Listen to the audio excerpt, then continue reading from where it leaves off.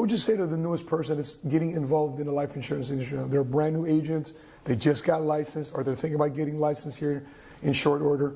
What would you tell them about how to establish their careers? You've done this now for 47 years. How would you tell them to get their business up off the ground?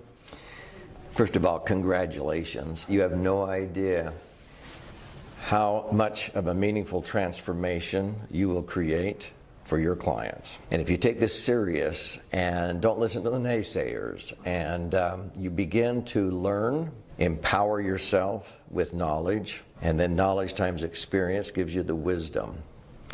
There's no greater payday, not financially, but when live or die, those people that you're helping to transform themselves financially, to be able to make sure that they cannot outlive their money in retirement, and that if they happen to die prematurely with what we call an untimely death, to be able to deliver a tax-free death claim and say, here, your financial house was in order, like I did when my brother passed away. I never dreamed he would be using the universal life policy I sold him as a death benefit. I thought we were going to ride Harley Davidsons and go river rafting into the twilight of life. Doggone it, he got to graduate before I did. He was just 50 years old. But his sweet wife has been able to live in dignity for 25 years now because of that death benefit.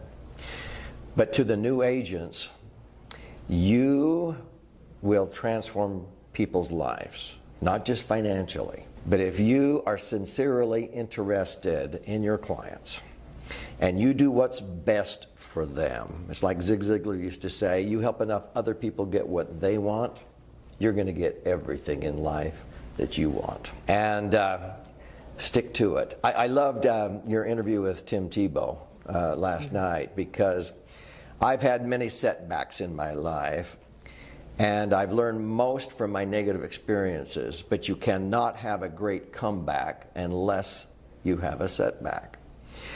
And so don't get discouraged. If I threw in the towel the first time I had a setback, I hate to think what I would be doing instead of transforming people's lives. Don't get discouraged. Hang in there, gain wisdom and knowledge, and go out and change people's lives, and you will be compensated financially, but in way more impactful ways than just the money. The reward is unbelievable to help people optimize all of their assets. And that's not just the money. That's helping them to have the confidence to be healthy, to not ever have to worry about the money, because now they can go out and be with their family. They can have health. Many insurance agents never really get their arms around the impact that they have on people's lives. So stay with it. Don't get discouraged. As you begin to progress, as you know, Matt, and you're a great example of this, looking back, I do not regret 1 minute being in this business. It's one of the most prestigious careers I could ever choose. Don't let anybody tell you otherwise.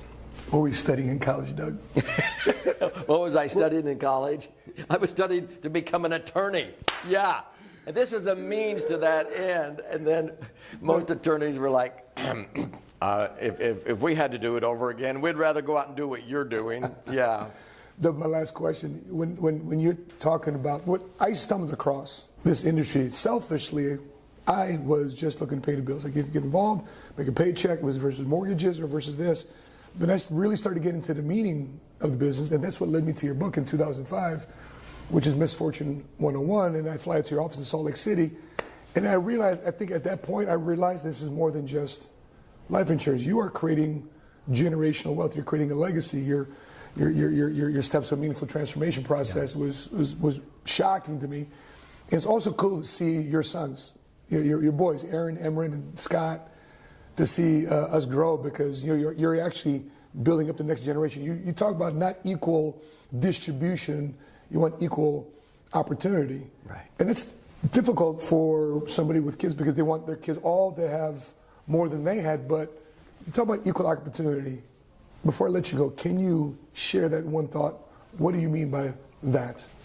Yes, and as you know, I'm very passionate about this. My goal has always been to make sure that future generations can learn from the mistakes that I've made. And that's why my story is a long learning curve. I want your story to be a fast power curve.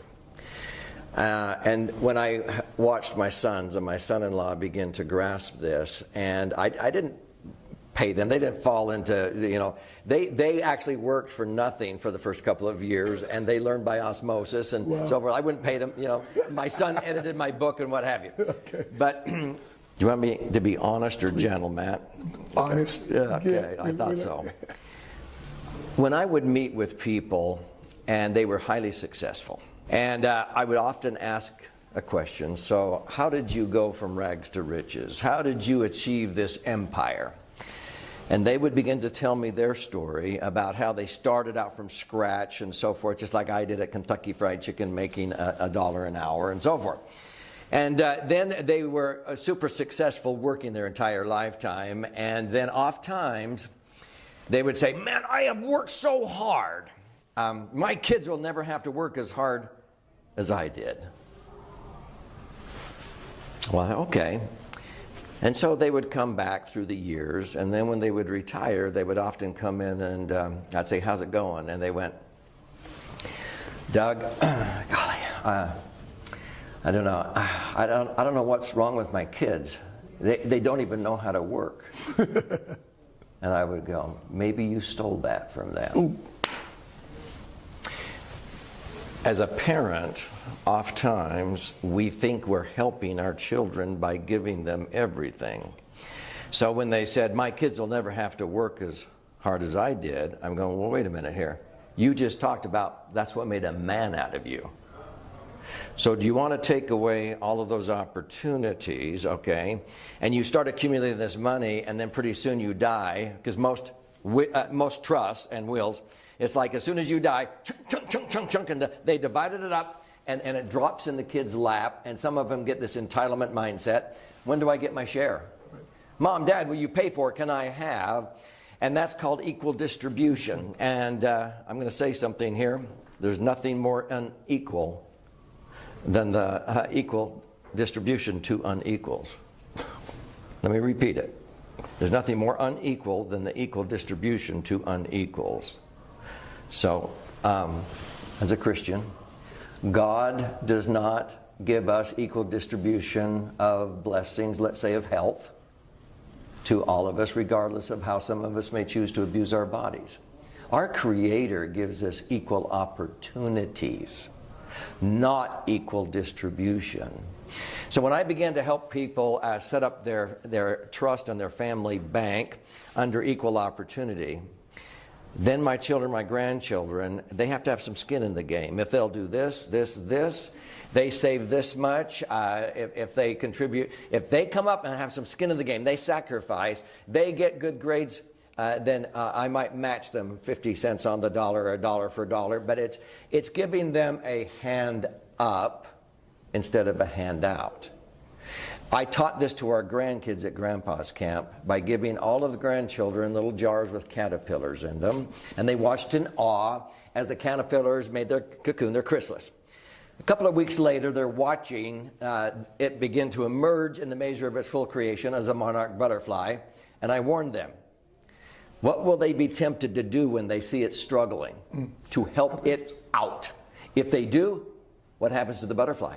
It dies. Grandma and Grandpa, Mom and Dad, we don't want you to die. So when you're struggling, deem it a privilege that God is trusting you enough to give you this challenge.